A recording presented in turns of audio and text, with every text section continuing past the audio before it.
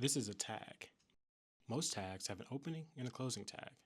The closing tag has a forward slash before the keyword like this. We start every HTML document with this tag. Inside the HTML tag, we add a head tag. This is where we keep important information like the title of the web page. Now, let's add a title. The title tag goes inside the head.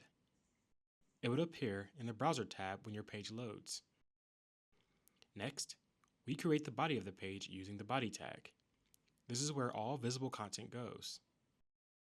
Let's add a heading using the h1 tag. Let's also add a paragraph using the p tag. To make our website interactive, let's add a link using the a tag. In order to specify where the link goes, let's add an attribute to this tag called href, and we can set it equal to our destination. Now, when you click on this link, it will take you to Google. There are tons of tags that you can use, such as images, inputs, or even buttons. Feel free to do a quick Google search and find out what's best for your project. Thanks for watching, and see you in the next video.